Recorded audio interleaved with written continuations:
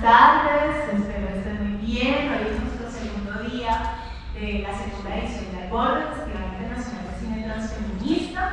Yo soy Laura de Ruanda, hago parte del equipo de Mujeres Alborde, quienes estamos detrás de este festival para poder hacer posible, obviamente con ayuda de aliados maravillosos que nos han apoyado, especialmente aquí en Guadalajara, gracias a Proyecto Intersex, al Laboratorio de Narrativas Divergentes y bueno, muchísimas otras personas que nos han estado apoyando, incluso estas dos personalidades que les agradezco mucho que estén dispuestos a estar aquí con nosotras. Quiero, bueno, primero decirles que esta muestra hace parte de la categoría de identidades enraizadas.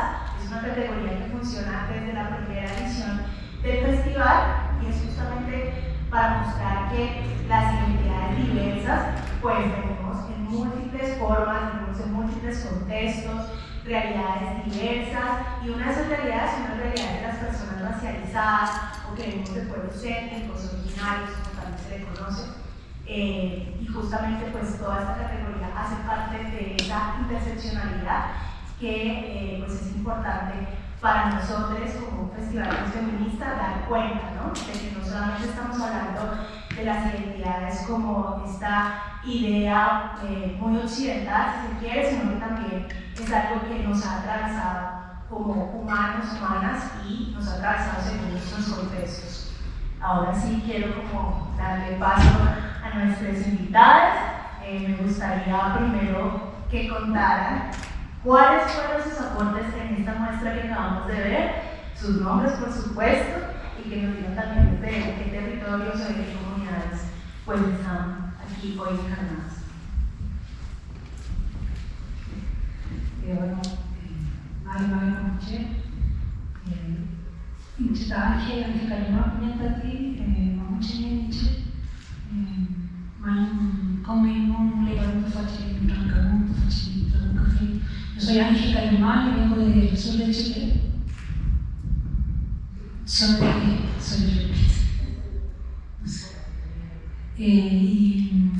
yo pertenezco al pueblo mapuche y soy parte de un colectivo que se llama Rañento Leufu, que significa entre ríos, y desde ese colectivo presento la muestra de diversidad ancestral de mapuche, que son originalmente 6 trabajos de 6 artistas mapuche. Hoy se han presentado 5, pero esta muestra, que ha itinerado por distintos territorios, también ha invitado a otros artistas de otros pueblos originarios que tienen también trabajos audiovisuales y de cine de diversidades ancestrales. Y uno de ellos es el corto de espera de Selina Manuel, que aprovecho de agradecer de parte del colectivo, que Selina ha sido siempre una colaboradora, una hermana en relación a este activismo que hacemos desde el cine, el audiovisual y desde las diversidades ancestrales. Y quisiera decir que diversidades ancestrales es un concepto que nosotros hemos tomado, que no es una creación nuestra y que viene de hecho de este territorio mexicano, que nosotros por lo menos le recogimos desde el 2012, que se usó para un informe de derechos humanos, de personas que, siendo parte del pueblo originario, comunidades indígenas, también hacen parte de la gran comunidad de la disidencia y diversidad sexual. Eso voy a hablar.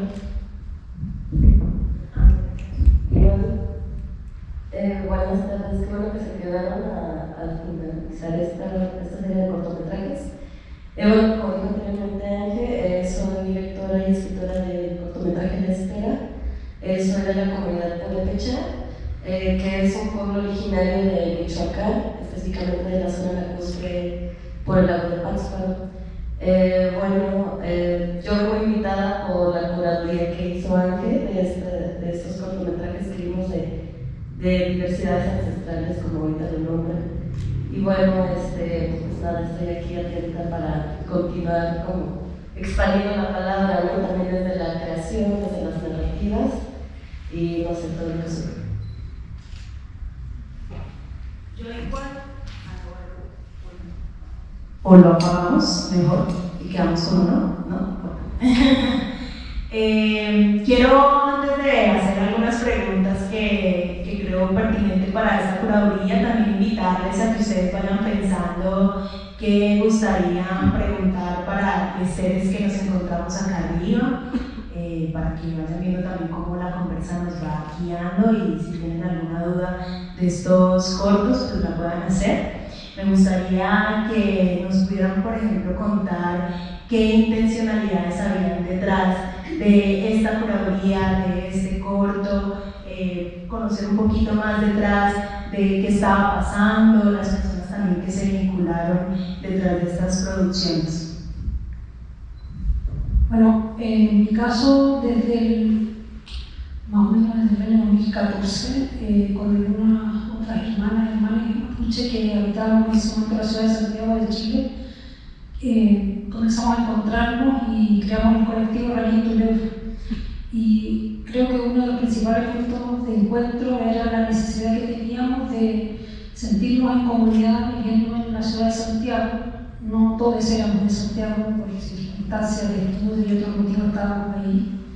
Y había temas que nos interesaban mucho y que no encontrábamos donde dar rienda a ciertas conversaciones, como en ese momento pensábamos si, en la pregunta, ¿no?, si era posible un feminismo mapuche, y también sobre las diversidades sexuales, disidencias sexuales desde una mirada indígena. Entonces veníamos de distintos activismos feministas, por la revitalización del mapudungún, nuestra lengua y otros, y generamos esta comunidad que se llama Raquín Tuleufu. Entonces desde el inicio estuvimos con conversatorios y otras instancias para poder conversar con quienes quisieran sumarse.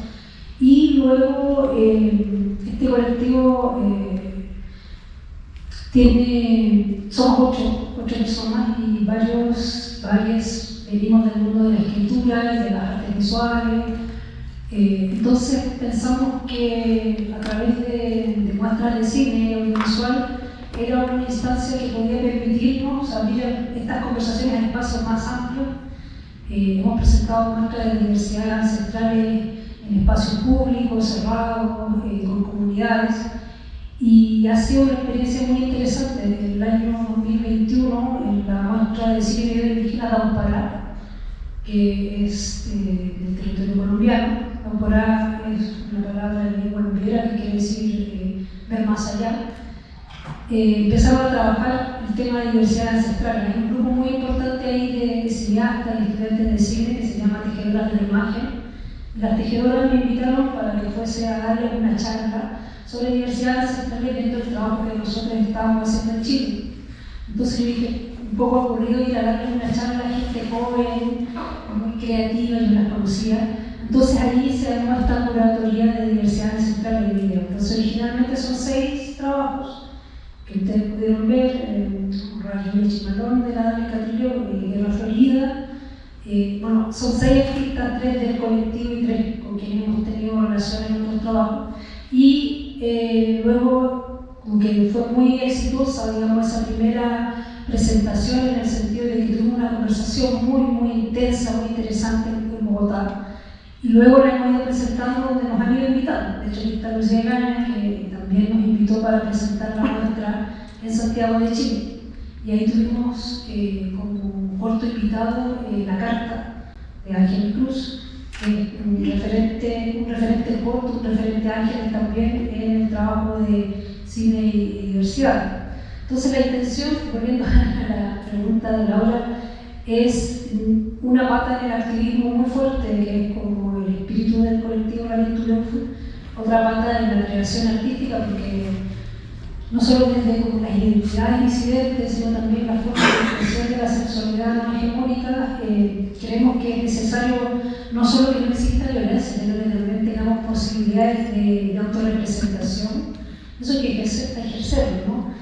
Muchas de nosotros hemos compartido como qué interesante hubiese sido si hubiésemos sido niñas que hubiésemos tenido referentes, ¿no? Referentes visuales, sonoros. Entonces, de hecho, yo ando con voy a adelantar 2 minutos. Yo ando con este fanzine que construimos ahora hace poco, que son 11 artistas mapuches de la disidencia, y es la introducción músico, que es como un autorregalo para esas niñas, niños y niñas que fuimos y que quisimos a lo mejor haber visto lo que aparece aquí. Después de toda la travesía de Ángel. Bueno, el camino para llegar a este corto no fue tan consciente así como nos cuenta Ángel, nos andar. Fue como que se fue dando poco a poco. Primero fue por una inquietud de ver que era una situación que estaba sucediendo y seguirá sucediendo seguramente en mi comunidad y en otras comunidades. Entonces yo quería hablar de esto. Entonces como que junté varias cosas que estuve observando, ¿no? O sea, no es como que esta historia precisamente haya sucedido como se muestra en el cortometraje, pero quise hablar también de cómo permea la migración, ¿no? En las comunidades, de qué sucede con quienes pues nos quedamos, ¿no? Quienes estamos ahí.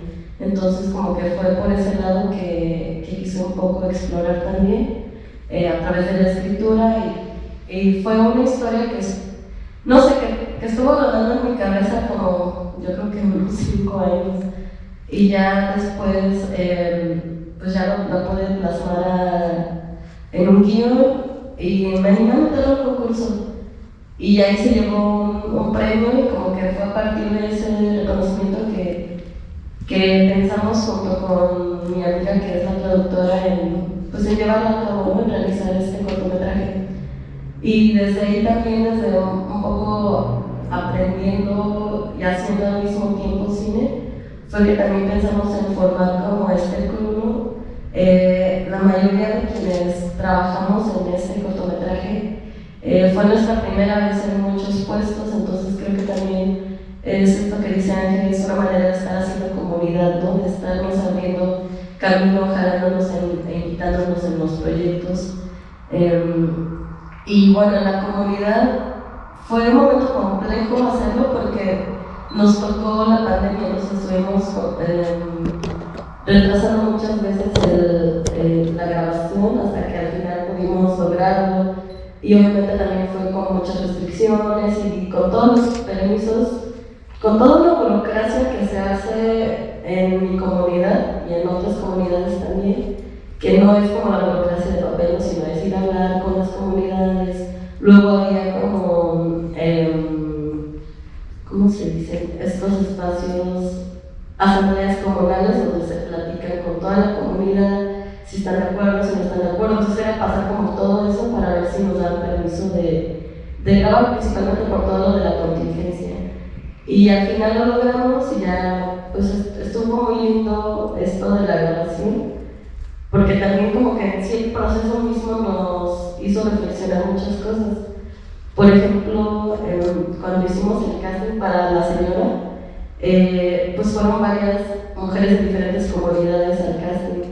Entonces, el segundo filtro que yo les daba era darles el guión completo, no era pues para que ya de ahí ellas decidan si les sigue interesando estar en esta historia o no, porque bueno, también existe de repente un poco esta cosa como un poco conservadora en ciertas partes de las comunidades, como que hay una lucha interna, ¿no? en cada comunidad respecto a las diversidades.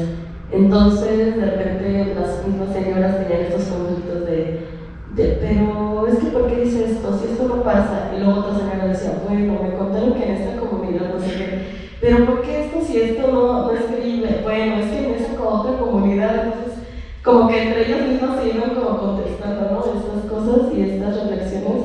Entonces como que se me hizo muy interesante y muy loco como el mismo proceso estaba generando preguntas, ¿no? Estaba generando discusiones entre las mujeres que estaban ahí congregadas.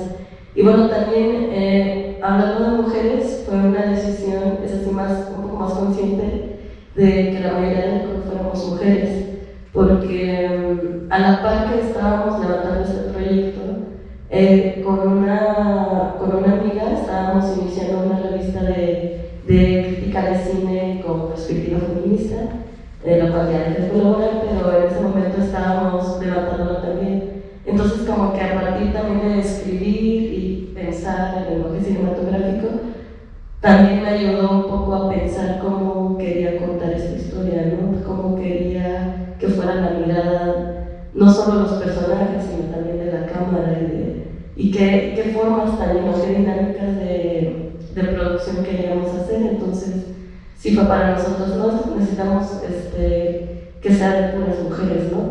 Porque esta historia en sí implica como este nivel de confianza, trabajar también con actores que les dicen naturales, ¿no? Que no son de formación académica o de actuación del teatro, ¿no? Entonces desde ahí también era cómo cuidamos este proceso. Entonces fue, pues bueno, todas somos inexpertas y vamos a ir aprendiendo con todas. Entonces estuvo muy lindo el proceso de producción. Y bueno, fue todo esto que me hizo reflexionar sobre el lenguaje, ¿no? Y cómo es que nosotros nos autorrepresentamos también. Y que bueno, en esos momentos aún yo todavía no tenía esta inquietud de explorar mi propia sexualidad, ¿no? Entonces de repente lo hablaba en terapia de, ay, cómo las cosas nos hablan como inconscientemente, ¿no? Hasta ahora se lo veo como que yo me estaba hablando a mí misma, ¿no? Como que, qué tonta que... Sí. Esto. Bueno, antes de pasar con la siguiente pregunta que en lo personal tengo para este par de seres, contarles el corto del inicio y el del final. El del inicio La Poderosa y el del final Esteban. Son dos cortos colombianos y ahí también como para contarles un poquito ese detrás. El primero de La Poderosa hace parte de trabajos que se hacen junto con un laboratorio que se llama Historias en Kilómetros, que nace gracias a la colaboración con la Comisión para Esclarecimiento de la Verdad en el marco del conflicto armado colombiano. Lo que ha buscado este laboratorio es colaborar con grupos de cine comunitario alrededor de todo el país para también sacar a flote esas historias que han sido impactadas por el conflicto que sucede pues, en el país del cual vengo. Y La Poderosa es un personaje, como ustedes la vieron, pues despampanante y que a partir de una práctica cultural, musical, pues ha hecho también mucho proceso de resiliencia ante el conflicto. Y por el otro lado, Esteban, esa película surge justamente de la ciudad de la que soy, que es Cali.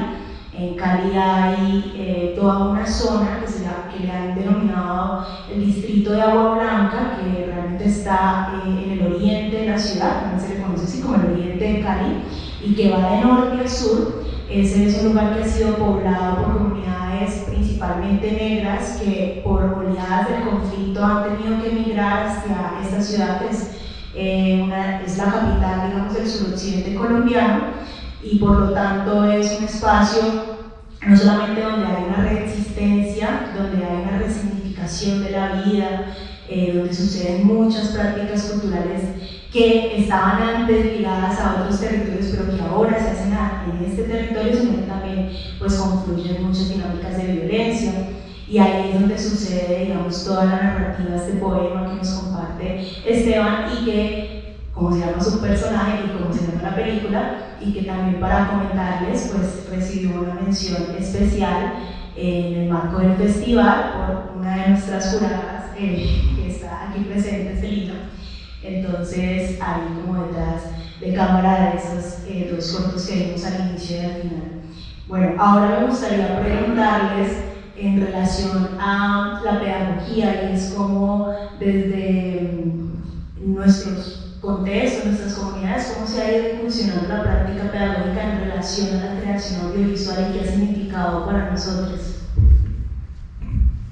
Bueno, primero quería volver a decir que agradezco mucho este espacio, no sé si lo he dicho.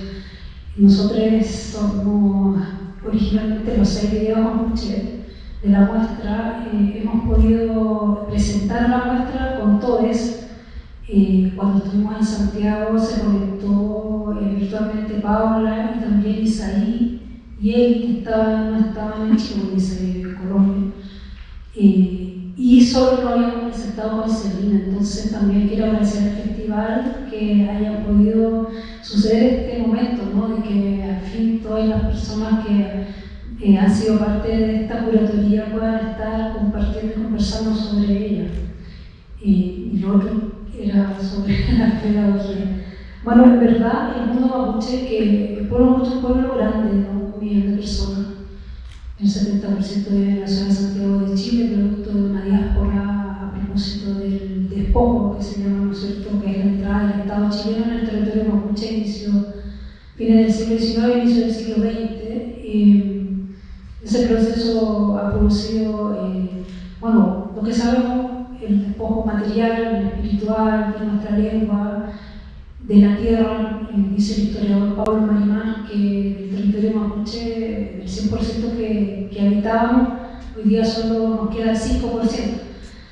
Entonces, la práctica audiovisual de idea no es tan masiva, eso quería decir, ¿no? No hay tantos ni tantas realizadores mapuche, y ha sido un proceso bastante, con mucho esfuerzo, digamos, que el audiovisual sea presentado en espacios, que tenga distribución. Bueno, yo creo que conocen a Claudia Guayquimilla, que es como la cineasta mapuche más importante en este momento, y luego hay algunas que están haciendo películas en formato cine. El formato de video, de las artes visuales, ha sido un poco más recurrente porque requiere menos recursos. Y ahí hay varios artistas y varios que están en este momento circulando. Ahora hay escuelas de cine más comunitarias, un par, en el lago Budi, en el territorio de la Araucanía donde yo habito, al lado del mar, está el territorio del Budi, y hay una escuela que ha tenido el apoyo de Wapikoni de Canadá para poder hacer todos los años un cortometraje que desde FICUALMAPU, el Festival de Cine y las Artes Indígenas en Gualmapu, el cual yo soy programadora hace algunos años. Cada año presentamos el corto que ellos producen en un proceso colaborativo con la comunidad, y ellos tienen como un objetivo bien bello, que es hacer un diálogo entre los niños, niñas y los mayores, las mayores de la comunidad. Entonces, de hecho, este año el corto que tienes se llama Todo lo que necesito lo tengo en el territorio.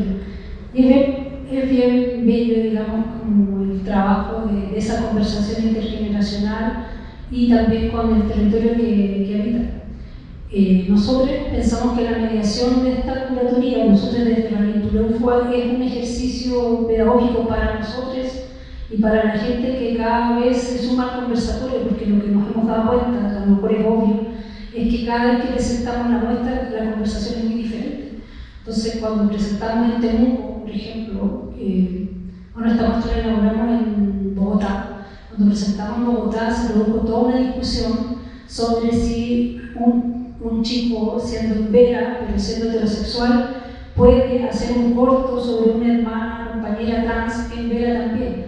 Y tuvimos una discusión muy intensa, porque la mayoría de quienes estaban en la conversación éramos gente de pueblos originarios, la mayoría venía además del mundo audiovisual, en los 30, y ese fue el tono de la conversación, ¿no? Como de la discusión, de la reflexión. No así cuando estuvimos en Temuco, más bien llegó muchas más personas de la ciudad de Temuco, de los grupos de disidencia. Les interesaba mucho cómo el mismo pueblo mapuche ve la diversidad de disidencia sexual. Cuando lo presentamos en Buenos Aires, la misma muestra siempre, el tema era qué pasaba con el presidente Boris, qué pasaba con la nueva constitución de Chile, el pueblo mapuche. O sea, creo que de hecho hemos grabado en audio, yo solo hoy día no lo preparé, todos estos conversatorios porque nos interesa realizarlos en algún momento para nosotros como colectivo. Y bueno, también les digo que la muestra misma es una muestra flexible y que ha ido variando, por ejemplo, porque cada uno de los artistas mapuche es parte de la curatoría también. Entonces, no sé, por ejemplo, Beni, que en un momento tenía su video, se llama Chorreco 2111, que es el lugar donde nació. Es un video con violín en una cerca, en el campo, ahí para las casas, pero luego en este año y un mes que llevamos haciendo esta curatoría, me decía que ahora quiere tocar el cello, entonces quería hacerlo. Y era otro video que hemos presentado en algunas muestras, y Chaquín también, Chaquín Huelquín me ha dicho, mira, yo quiero presentar este otro video en esta muestra. Antes de ayer me escribió una chica trans que es de Argentina, del lado argentino mapuche, diciendo que nos venía siguiendo y que tenía un video y quería saber si podía ser parte de la curatoría.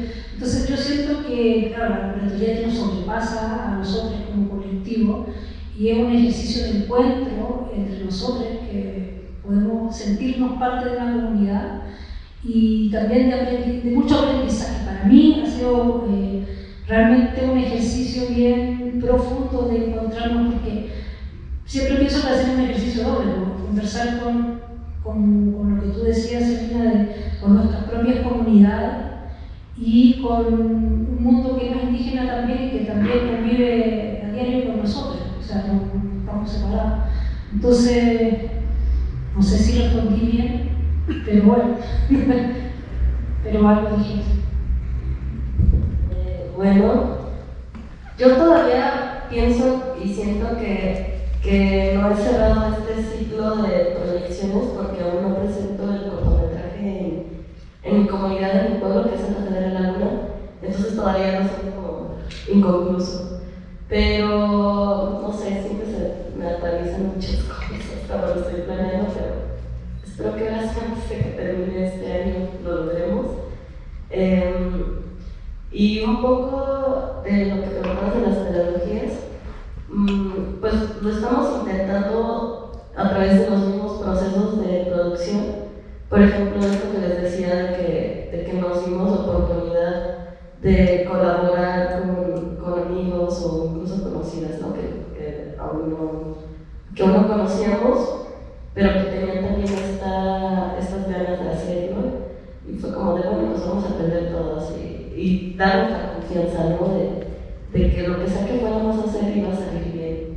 Y bueno, entonces, y creo que salió bien. Entonces, ahora acabamos de grabar otro cortometraje, pero siguiendo en esta misma línea de que crezca más la comunidad cinematográfica purépecha, es que pensamos en una dinámica un poco diferente, que ahora fue que yo invité a gente que sí tiene formación en cine o tiene experiencia trabajando en el cine. Entonces hicimos esto con la intención de también sacar una convocatoria para gente de comunidades purépechas que estuvieran interesadas en aprender, ¿no? Para este proyecto. Entonces hicimos esta convocatoria con la idea de que fueran aprendiendo de la mano de gente que tal vez tiene más acceso, ¿no? A estos conocimientos de cine también, porque de repente puede ser muy caro o muy difícil entrar a una escuela de cine, ¿no? O acceder a ciertas máquinas, ciertos programas, ciertas cámaras. Entonces para nosotros fue una manera de empezar como también a jalar a más gente que le interese. Entonces esto muy interesante también este proceso, ¿no? Porque también fue un poco complejo pues trabajar con gente que venía de diferentes contextos también, tanto de hacer como de cómo conocen el cine, ¿no? Tanto gente de formación, gente que igual que yo no estudiamos cine, ¿no? Entonces fue un poco estar malabareando estas intensidades, estos conocimientos, pero porque también tengo esa preocupación de que sí me interesa seguir haciendo cine con gente de la comunidad purépecha, pero de repente no hay mucho, como decía, que hay de repente como grupitos muy pequeños, ¿no? Entonces para mí es como, ¿cómo hacemos para juntarnos, para estar todas, ¿no? Apoyándonos en diferentes producciones? O sea, yo sí quisiera que yo viera más y bueno, yo lo intento desde donde puedo, jalando a la gente, haciendo, y también colaboro de repente con un colectivo de mujeres que se llaman Sembradoras Audiovisuales, que te estaba mencionando anteriormente. Son unas amigas que crearon una escuela de cine comunitario, no escolarizado, donde le damos clases, talleres a niñas de comunidades purépechas. Entonces también esa es una manera pues pensamos que sí es una manera de estar empujando un poco como incluso la curiosidad, ¿no? Tal vez ni siquiera está en el panorama.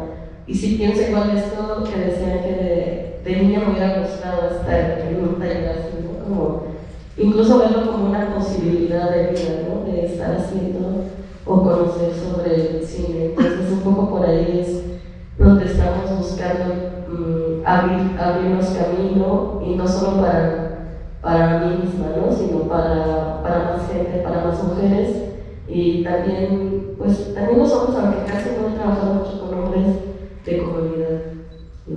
No sé si contesté.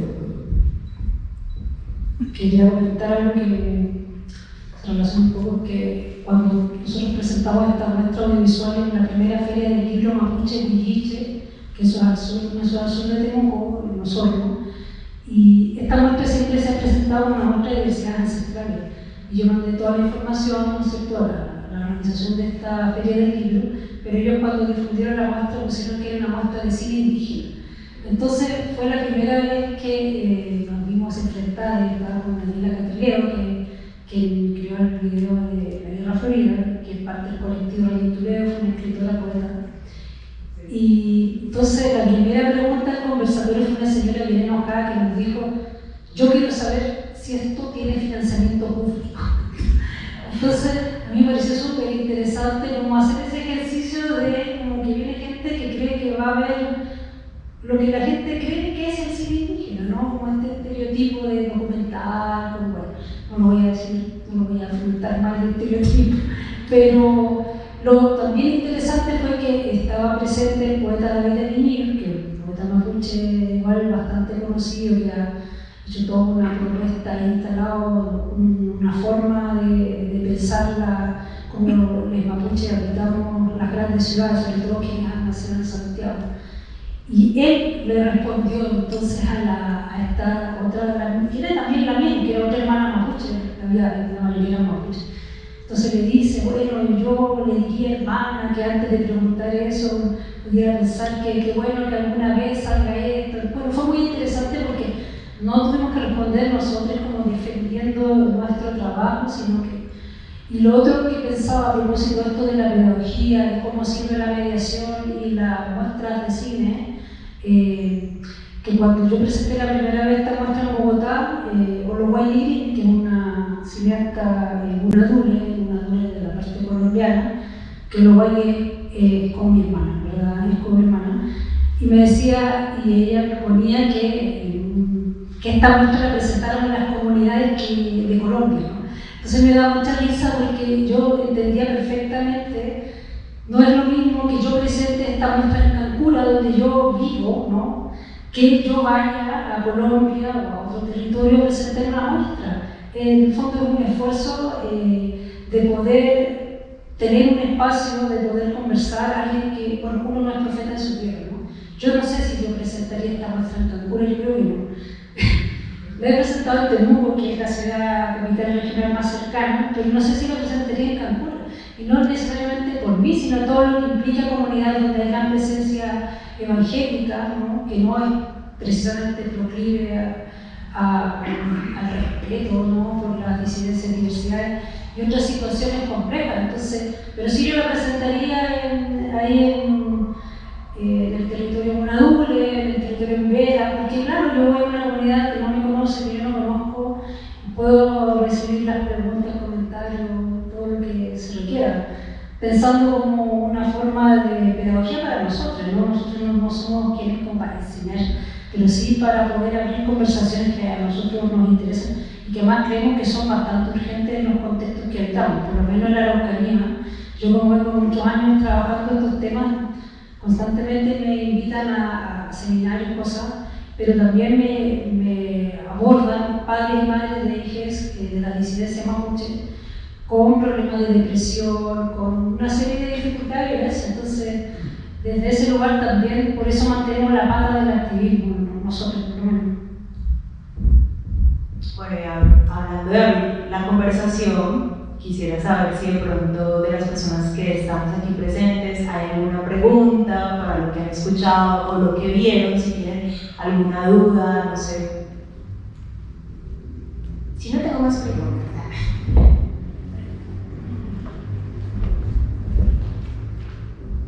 Muchas gracias. Primero, pues agradecer muy buenos sus trabajos, muy bonitos. A mí me causaron mucha sorpresa y los trabajos y me parecieron pues muy esclarecedores y también de ver estas otras realidades, ¿no? Que también se dan en estos contextos. Bueno, y por otro lado, a mí el cortometraje era como un cuento mapuche, el de la zorra. Sí, me pareció el haber rescatado, ¿no? Es un rescate, me imagino, es un rescate de un cuento mapuche. Pues me pareció muy interesante el cómo recuperan estos cuentos ancestrales para volver a interpretarnos, ¿no? Como personas, y en tanto que pues esta necesidad, ¿no? de colonizar este feminismo que solamente existe allá, ¿no? Pero que también podemos encontrar referentes en nuestra propia cultura y de manera muy ancestral. No sé si nos pudieras contar si fue rescatada o es algo muy común, es un cuento común o si existiría también otro cuento que también hayan identificado que tenga esta temática. Esa es mi pregunta. Bueno, la verdad es que tú interpretas muy bien cómo de qué se trata el Nurawi, que significa el sol de la nutria, y el Huillín, porque el Huillín es como un gato, no sé qué, un gato de río, es como la nutria pero es de río. Y en el mundo mapuche hay unos géneros literarios, si se quieren, ancestrales, históricos, y uno es el epeu. El epeu es un poco parecido a la fábula, en tanto que sus protagonistas son animalitos. Entonces, es un género que está muy vigente y muy vital. Hay muchos epeutufes, hay gente que cuenta los epeus. Pero siempre están, como que lo que se dice es que el epeu son cuentos que los abuelos y abuelas les contaban a sus nietos y nietas a la orilla del fogón, ¿no es cierto? Como una forma de enseñanza, de enseñar valores, de enseñar del mundo mapuche. Casi siempre el zorro es como el animalito pillo que quiere engañar a otro animal, al gallo, al puma. Hay muchas historias que son epeu. También muchas ligadas a seres como el chumpal, que es como una sirena, que puede ser sirena, sireno, digamos, no tiene género necesariamente. Pero hace unos años Margarita Canino, una investigadora mapuche, hizo una investigación de archivo con unos documentos que se generaron en el lado argentino mapuche, en el pueblo mapuche. Y ahí hay una recuperación no recuerdo el nombre del investigador alemán, que en estos cilindros de cera grabó en su momento voces mapuche, cantos, epeu, y algunos fueron transcritos y otros no. Bueno, pasaron muchos años para que esto se transformara en un libro, que son relatos del tiempo de la entrada del Estado en Argentina, en el territorio mapuche, y de ese libro hay una parte que son solo compilaciones de epeu, relatos cortitos, o sea, un tercio de página cada epeu, algunos un poco más largo, y ahí aparece este epeu del zorro y el huillín. Entonces, lo que hace Seba Calfuqueo es tomar este epeu y transformarlo con otro artista de animación en este video que se llama El zorro y la nutria. A nosotros nos parece muy interesante, efectivamente, porque no uno lo pensaría que es un cuento que le contaría a los abuelitos, como toda esta idea más romántica con los niños y niñas. Entonces, yo me puse a preguntarle a epeutufes del territorio si conocían este epeu, y la verdad es que muchos me decían sí, es un relato conocido, pero efectivamente nunca nadie lo anda contando como los otros. Entonces, a nosotros nos parece que, como dentro de los propios discursos de nuestro pueblo, no voy a hablar del sur del que más conozco, hay discursos hegemónicos también, ¿no es cierto?, que responden como a las situaciones histórico-políticas que vivimos como pueblo, y otros discursos que van quedando como más en la periferia, porque se van cayendo de lo más oficial, pero que existen. Y por lo menos nosotros desde el colectivo hemos hecho este ejercicio. En este fanzine hay, de hecho, un texto al final que escribió Seba Calfuqueo y yo, que hicimos una pequeña investigación de palabras del mapudungun de nuestra lengua, con ayuda de lingüistas mapuche, que dan cuenta de una ancestralidad ancestralidad, palabras de diccionarios de 1600 y de uso actual sobre disidencia, diversidad, las otras formas de placer de la sexualidad. Para decir esto no es nada nuevo, digamos, tenemos un parte de genealogía, ¿no? Y es interesante que desde nuestro propio timón, desde nuestro propio conocimiento podamos hablar de estas cosas. Y quiero decir que en este ejercicio nos han acompañado muchas hermanas mapuches mayores, que a veces igual tenemos la idea de que los mayores son gente un poco más conservadora, ¿no es cierto?, más rígida en estos temas, y no siempre es así. Bueno, a mí me ha tocado estar con hermanas y hermanos que nos han ayudado muchísimo en pensar estos temas. Hay un poeta mapuche que se llama Edwin Quintupil, que es mayor, que vive de mi casa unos 7 kilómetros más adentro, digamos, en el campo, y una vez en un encuentro de mediadores culturales de la Araucanía, que yo presenté esta muestra, él comentaba a la gente, que casi nadie era mapuche, de hecho, cómo el pueblo mapuche, que es un pueblo que siempre se piensa en relación con la naturaleza, debiese ser un pueblo muy abierto a estos temas, porque la naturaleza misma no es nada de heterosexual.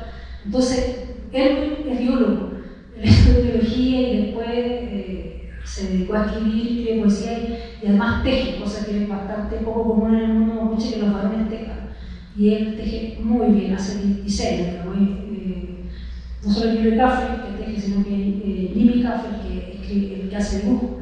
Entonces fue muy interesante para nosotros, para la gente que estaba ahí, escucharle, ¿no es cierto?, a esta persona mayor cómo nos transmitía un conocimiento en relación a estos temas, que hay gente que nos ha dicho esto es Wicca. A mí me han dicho esto es Wicca, esto es no mapuche, esto es extranjero, esto lo trajeron los españoles, los chilenos, otra gente nos trajo esta homosexualidad. Entonces hay gente mapuche hoy día, gente que tiene tribuna, cantante, poeta, que en espacios públicos dicen que esto no existía en el mundo mapuche, que es como una contaminación. Entonces, todos esos discursos circulan contemporáneamente hoy día. Entonces, ante eso nosotros hacemos estos otros espacios, ¿no?, de la conversación y de poner en circulación también cosas que también son parte de nuestro pueblo, ¿no? Eso. Muchas gracias por tu comentario. Una última pregunta, por cuestiones de tiempo.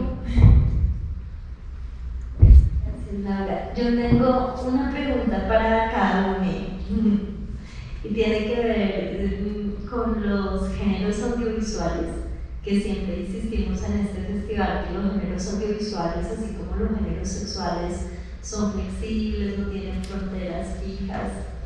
Y la pregunta para Celina tiene que ver con la ficción. Tú fuiste jurada de nuestro festival y hiciste una reflexión muy bella sobre las posibilidades de la ficción. Entonces me gustaría preguntarte sobre esto y que nos compartas esa reflexión con todos de por qué consideras que este género como que abre muchas posibilidades, y también en tu propia experiencia de incluso descubrirte a ti misma y esos diálogos que se dieron en tu comunidad a través de crear ficción. Y a Ángel, bueno, hay varias preguntas, pero trataré de hacerlas pequeñitas. Una es que este cine mapuche, las diversidades ancestrales que he conocido gracias a ti y a tu colectivo, siempre me ha sorprendido y me genera muchas cosas bonitas, porque hay mucha experimentación, mucha poesía, eso me parece hermoso. Y quisiera como que me cuentes de dónde viene esto, si es una coincidencia por el tipo de personas que componen la muestra, o si tú crees que tiene que ver también como con una poética de quienes también comparten este territorio, esta ancestralidad, no sé cómo lo ves. Y me gustaría también, porque hay uno en particular que es como bien distinto a los demás, que es la propuesta de Pablo Lingura con los videoclips, que a mí me parece divino. O sea, me gusta mucho ver esto es como personas en un contexto que como que, oh, ¿qué hace esto en este lugar? Y es como esa sorpresa que activa muchas cosas. Eso, gracias.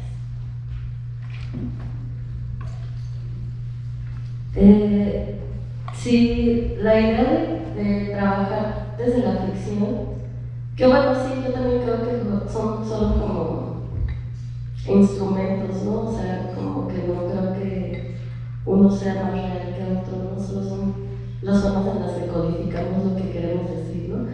Entonces, para mí, hablarlo desde la ficción fue una manera de, pues sí, de hacerlo más posible y también desde un lenguaje más desde la ternura, ¿no? O sea, también estaba un poco cansada de estos retratos de las disidencias, de las diversidades, desde solo el sufrimiento, ¿no? Desde solo las historias dolorosas, que sí, ahí está, ¿no? Una herida, pero no solo es eso, ¿no? Hay un montón de matices, un montón de sentimientos, un montón de sensaciones también bonitas, ¿no? Que están alrededor, si no, pues no tendría sentido, ¿no? Continuar con la vida si no hubiera eso otro.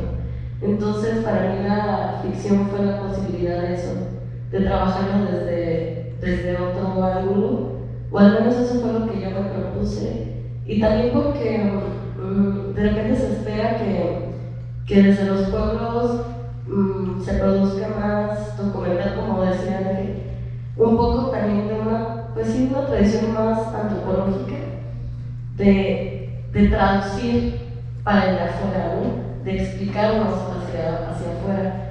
Entonces de repente es como de, no, pues yo solo quiero mostrar esto a través de todo lo que permite el cine, ¿no? De todas las texturas visuales, sonoras, de incluso de cómo se va trenzando cada secuencia, ¿no? de un cortometraje.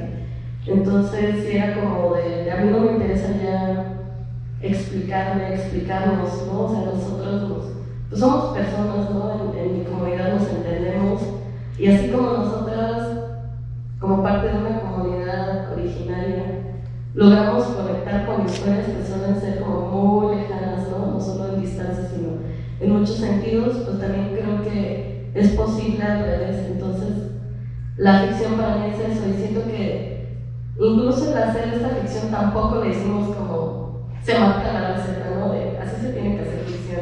O sea, siento que también jugamos mucho en el proceso mismo de cómo hacerlo. Fue un poco parecido también al documental. Sí hubo cosas que estábamos planeando, pero la mayoría también fue puesta en escena, ¿no? Que también ocurre mucho con el documental. Hay muchas escenas que se piensan, que se planean, y acá fue así. Tampoco fue trabajar, no sé, con un storyboard, no era que cada lugar, conversar con el equipo de cómo sentíamos que se iba a comportar mejor, ¿no? De acuerdo al espacio, de acuerdo a la escena. Incluso primero fue una primera grabación con las actrices, y después hubo otras fases que ya trabajamos como para construir más el espacio de donde se iban contando, ¿no? esta historia de estas dos mujeres. Entonces también creo que desde ahí no nos quisimos encerrar en el proceso mismo de ficción, y yo también creo que es muy interesante cuando juegas, ¿no? Con los lenguajes y con los procesos mismos de cada cosa, y lo que te permite incluso también, ¿no? Explorar. Entonces, pues sí, también desde ahí fue escoger la ficción, y también por eso fue lo de la mención a este cortometraje colombiano, ¿no? Ahí también lo dije bien. Por lo mismo, o sea, como que sí, hacer más palpable, ¿no? Esas otras posibilidades de vida más luminosas, ¿no? Desde la diversidad y las disidencias que se pueden vivir en comunidades. Y bueno, no sé si contestas. antes de que Angie conteste, decirles que justo ese, que es el segundo corto que tiene mención especial, ahí Payen, va a estar ahorita en la noche para que no se vayan a ir, vean la segunda parte de estos cortos maravillosos que han estado conviviendo en el festival, y que también si tienen amistades, conocidos, conocidas que quieran ver algunas de estas películas, pues les comenten que desde el 17 al 19 van a estar varias de esas películas, toda la curaduría que hizo Ángel, también va a estar la película de Selena y va a estar muchas otras en la plataforma de Bocina. Pueden encontrar toda la información en la página de festicine.mujeresalborde.org para que puedan ver esas películas de manera online. Y ahora sí. Bueno, respondiendo a lo que tú mencionabas, esta curatoría a mí me parece por muchos motivos muy bella la que hemos preparado de Realiento Luz. Primero porque tiene una diversidad enorme, los trabajos son muy distintos unos de otros. El trabajo acá faltó gusto, pero se ha presentado todas las veces anteriores un video de Paula Reza Bailarilla. Recuerdo en algún momento en un conversatorio donde estuvo Joaquín Guayaquil y Paula Licura, donde el tema principal vino en lo bonito y lo feo, ¿no? Como que a veces lo que estamos esperando en un video como factura técnica, ¿no es cierto? No necesariamente es lo que el artista o la artista está pensando, y lo decía Joaquín porque desde yo grabé este video que sale ella vestida con ropa tradicional mapuche en medio de un bosque que se puede llamar bosque, zona rural, ¿no? De eucaliptos que han secado la Araucanía, y que no es un trabajo de cine, ¿no es cierto? Es un audiovisual que se grabó con una cámara muy barata, digamos, ¿no es cierto?, con gente amigo, pero es un trabajo que para nosotros tiene mucho significado, mucho simbolismo, ¿no es cierto?, en términos de que nosotros, la gente de las diversidades, también somos parte de un pueblo que está luchando contra esta deforestación que se produce en nuestro territorio y toda la violencia que eso implica. Y en el caso, por ejemplo, de Pablo Licura, quienes son los protagonistas del video son un grupo que se llama La House of Ayala, que la madre, digamos, de esta casa es una persona, una chica trans de Nueva Imperial, que es mi ciudad, mi comuna, digamos, la mamá de Timo, que su nombre es la amiga de mi mamá. Entonces, claro, son videos que esta curatoría se relaciona con personas que hemos venido haciendo trabajo desde hace años, ¿no? Una cosa u otra. Entonces nos conocemos, hay mucha más gente, hay más artistas de la disidencia mapuche, son muchas, digamos. Pero esta curatoría responde a un poco a lo audiovisual, al cine, y un poco a la amistad también, al trabajo compartido y de acompañarnos en estos procesos. A mí me encanta el video de Pablo porque sale toda esta gente bailando dentro de una huerta, entonces me encanta todos esos pasos, ¿no es cierto?, que asociamos mucho a la disidencia, y sacando un revuelo, porque son cotidianidades que nos habitan también. O sea, en mi casa también hay una huerta, también hay revuelo, entonces nosotros estamos en todos los espacios también.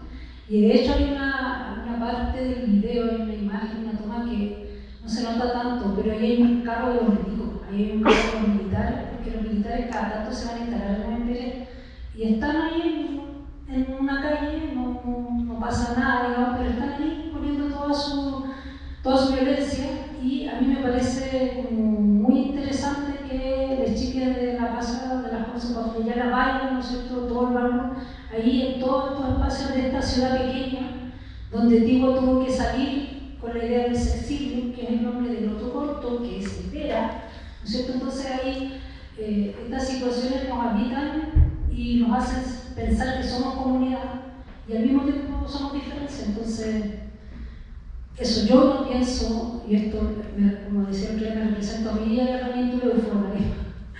Nosotros no nos pensamos que por ser parte de pueblos originarios tengamos como ciertas esencialidades que nos hacen ser mapuche en este caso, ¿no? Sino más bien hay circunstancias históricas y políticas que compartimos, sobre todo una historia que compartimos que nos hace dar estas luchas y nos hace todavía sentido decir somos mapuche. Bueno, creo que ya nos toca hacer el cierre de este conversatorio. Igual agradecerles a todas las personas que nos acompañaron, que estuvieron ahí súper atentas, atentos, atentes a nuestras palabras, que nos brindaron la generosidad de la escucha. Y bueno, ahorita a las 6:30 volvemos con lo que queda de la muestra. Mañana volvemos a arrancar a las 4, así que también les esperamos. Van a haber talleres. Aquí están una de nuestras revistas y allá arriba está otra. Entonces, súper importante que visiten la página para que descubran todo lo que el festival tiene para ustedes. Y muchas gracias.